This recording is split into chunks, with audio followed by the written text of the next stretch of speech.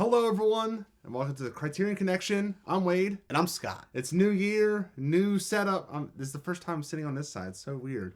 I sat here by accident. I offered to him, but he's like, no. We're trying new stuff. This is a new Criterion Connection. It's gonna change next week. You never know what's gonna happen.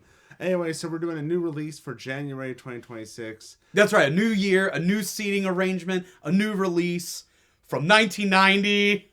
Reginald, Hudlin, House Party with a little group called Kid and Play. Yes, Kid and Play. It's mostly known as the Kid and Play movie. It's like, if you remember nothing else from this movie, you remember Kid and Play. It's like this. You don't even remember Kid and Play. You just remember Kid. It's like Disorderlies. You remember the Fat Boys. Yeah. You don't remember anything else. That's fair. Yeah, you don't remember anything else from Disorderlies except the Fat Boys were in it. And that the old dude was really cool. Yes. This also has a movie that has Kid and Play as a rap group in it. It also has a cool old man, two cool old men. You have John Witherspoon as the neighbor. Well, I wouldn't say he's cool. He doesn't like all them kids making that noise across the street. I mean, him and Friday. Now the man himself, absolutely cool. Robin Harris as Pop. Pops. Who I know from a little movie called Bebe's Kids. Oh my God! I loved that movie as a kid. I haven't thought about that movie in years. I don't know why. I've tried watching it. I'm like, it's one of those movies that I watch now where I'm like, I know this is no good, but my nostalgia just, I fall in love with it every time. I loved it, and yeah. So it was really, and honestly, it was really nice to see him in something physically and not just that, because he pretty much is like a show stealer. He has a great look to play I don't know, I'm not super familiar with how much stuff he's done in movies and TV. I know he mostly is known for stand-up, but he has a great look to play a father. Clearly stand-up, because he's smacking those one-liners when he shows up at the titular house party. And he's just running down everyone, especially the one kid with the Jerry curl. He's like, follow that drip, follow the drip. Like, would you dare say his comedic style is like he was kind of like a new a Black Don Rickles in a way, a little bit, yeah. Because like nothing he ever said felt like straight up like, you know, go for the jugular mean. It was all very like just playful kind of sounding. At least to me, I felt that way. Yeah, he tells off the cops. That's a fun one. Yes. The cop. I've noticed that everybody has a different interaction with the cops in the movie, but I will agree his is the funniest because his unwillingness to like take them seriously at all. So it stars Christopher Reed as Kid, Christopher Martin as Play, Martin Lawrence is in this as Belial. I just kept calling him Martin Lawrence. Tisha Campbell. Well, that's not entirely true. Every time I saw him, I would think Martin. Tisha Campbell, John Witherspoon, as we said. We said Robin Harris, but also a little cameo of George Clinton. Yeah, a little cameo. He was great. Oh yeah, he was great. Like I felt like almost. I love how they like every time George Clinton is like in a film like this or Good Burger. It's that one song. They always play that one song. I can't remember the name of my head. Yeah. Yeah, but I was a little disappointed in Good Burger after watching this, because they got some good use out of George Clinton. Yeah. Don't get me wrong, he was still good in Good Burger, but I think they got a better use out of him because he got to actually show off a little. Whereas in that one, you know, like he got to lip sync to his song and he got to tell Kel that the music sucked. Yeah. Other than that, he didn't really do a whole lot. This one, he got to help Kid beat up the bully. Yeah. Or just punch him in the nuts. Stab. I think his name was Stab. Yes. And there was Pee-wee. You know, that was Kick your fucking ass! And then there was another guy. I forget the guy's name. Doesn't matter. Basically, it's Kid, and he's, you know, he's kind of like an aspiring rapper. They're in high school. Yes, he's very sensitive. He's dressed like Bart Simpson for most of the movie. And, you know, he wants to get the girl. Yes. It's the classic kind of, you know, coming of age, high school, fun comedy movie. And he keeps the bullies. And he keeps using his mom's death as an excuse for why he goes nuts. To even the point where even his dad's like, dude, you gotta get over this. That's what I like about the dad. The dad is very comedic, but when he has to be a dad, he's a dad. Yes. And he's very stern. And also, I don't want to spoil to the end of the movie, but possibly one of the best ending shots and credit scene in cinema history. Are you talking about when the roof flies off? No, before that, when I mean, spoiler. It's when he gets home. When the kid sneaks back home, he thinks he's gone away with it. He's home free, and his dad shows up with a belt, and then literally the whole credits before the mid-credit scene is like kid getting his butt whooped by his dad. I also like how both I can't say both dads because I don't know if John Witherspoon's character was a father, but like both homeowners they have to remind you how much they spent on their house. Yes. And all I could think of every time he kept saying like, I spent $15,000 on this house. I'm like, oh my God. like knowing how much my house costs. There was another, and I'm just like, oh my God. There's another. What have we done? What have we done to this society? Probably the most iconic part of the movie is the dance off.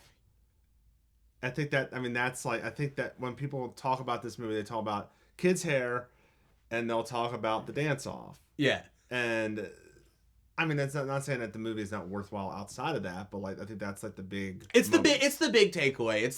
It's probably, especially at this period of time when it came out, those are probably the things that set it apart from other movies, which is why that's what you remember. Because there was a lot of stuff that like back in the day, like you kind of had to have that kind of stuff if you were going to do a movie like that.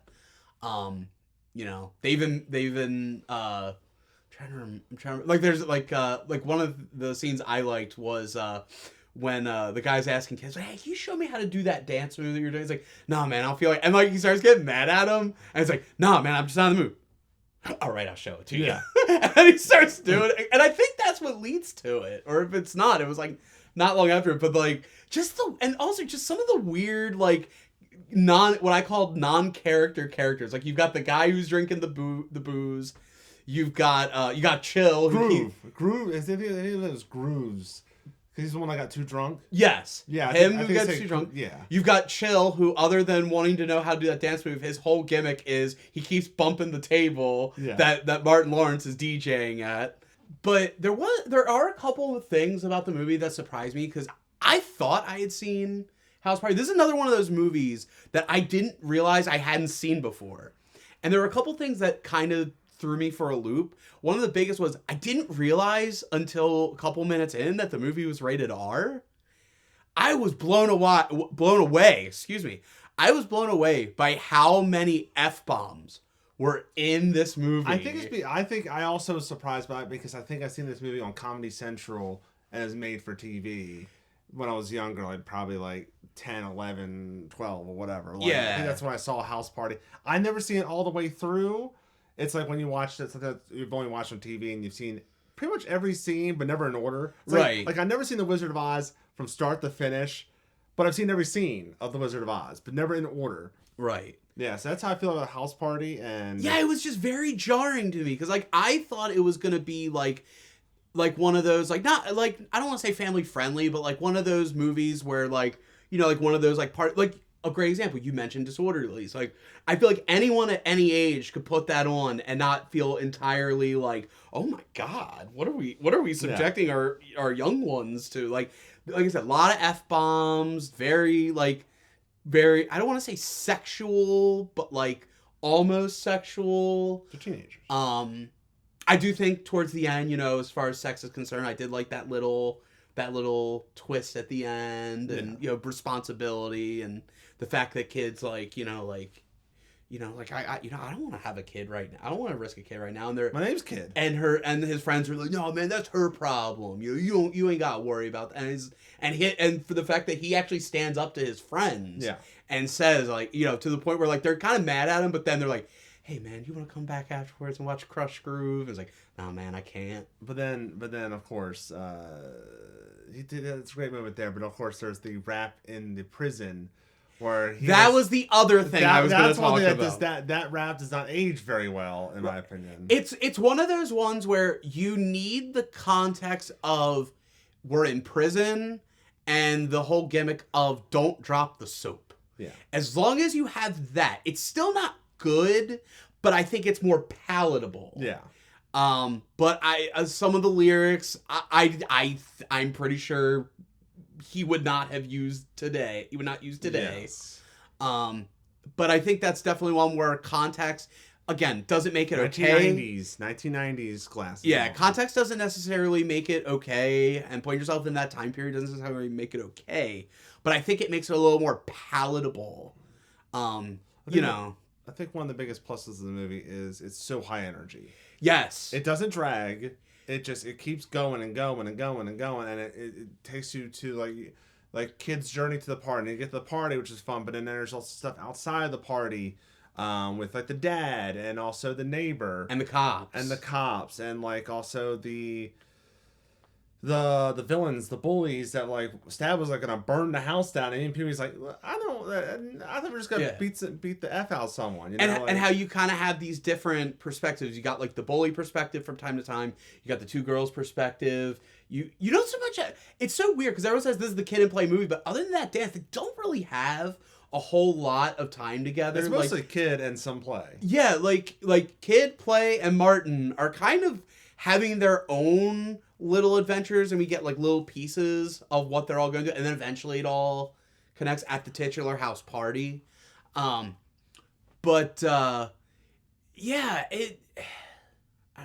kind of lost my train of thought, but no, it's just such I think the movie did a really good job of having all these people, kind of telling all these little stories within. But also, I felt like the dialogue, for a movie that wasn't trying to be, like, a good movie, they were just trying to make a fun movie, throw a little message in there, like, show off, like, the Black experience in America, how Black people have to deal with, the police, They did it in a somewhat comedic manner, but it's still there. The police were very, like, overtly, like, they weren't overly racist. It was more of, like, they were like, yeah, we're basically picking on you because you're Black or something like that, but they weren't like being like. They were super mean. They were derogatory. They were doing it was buffoonery. Yes, you know what I mean. They were being buffoons, which racists are buffoons, so yes. It kind of works. But again, stuff like that was in there. Like the stuff about, being, safe sex and things like that. Because I know in that era, that was a big thing, just coming off the AIDS epidemic, stuff like that. Safe sex was still a big topic at the time. But all that subject matter, for a movie that wasn't trying to be like Oscar worthy or anything like that, I thought had some really good, like, even when people were talking crazy or weird, like, it felt natural. Yeah. Nothing about this felt unnatural. It felt like it was natural in the world of the movie. Yes. And the only one whose dialogue I didn't feel was natural was the little, what did you say his name was? Pee-wee? Pee-wee. Yeah, he was the only one, and for obvious reasons. But, for the most part, everyone's interactions with each other felt natural. They felt like when people in high school interact with each other, it's not perfectly written where people stop. There is a lot of cutting people off or whatever. So Scott, what did you think about this film? Loved it. Yeah. Would you recommend it? I would recommend it with the disclaimer of you have to put yourself in that 1990 mindset. If you're someone from a younger, more current generation, Gen Alpha, because there's stuff in there that you're gonna look at, and you're like, that's problematic. That's this. That's that. You have to understand that at that time, certain things weren't looked at that way, and as long as you do that, I think it's fine. Obviously, people from that era are gonna be fine. You're gonna enjoy it. You'll get it. What have you. But if you're looking at it that way, you have to put that 1990 filter on yourself when you're watching it. Otherwise, you're going to nitpick and critique a lot of stuff. They're going, that wouldn't fly today. You can't do that. And I get it. But if you can put that aside, it's a very enjoyable movie. And, I think you'll have a good time. Also, if you don't like the F word, you may want to watch the made-for-TV version. I'd also recommend it. That's our thoughts on House Party. Let us know in the comment section below what you think with the film. Should House Party 1, 2, and 3 be a trilogy eventually on the Criterion Collection? I guess hit up Criterion about that. Anyway. Wait, but what about 4? No. What about 5? No. Okay. Subscribe, like, and share. Make comments below. of any other movies we should do in 2026 for Criterion or beyond, because we have our retrospectives as well. Follow us on Letterboxd, Criterion Connection, see all the movies we've watched and how many of you watched. Yeah, because we just did one for When Harry Met Sally. Yes. And you can check that out. R.I.P. Rob Reiner. Yes. So that's it. Yep. Until next time, I'm Wade. I'm Scott. And now we'll see you later.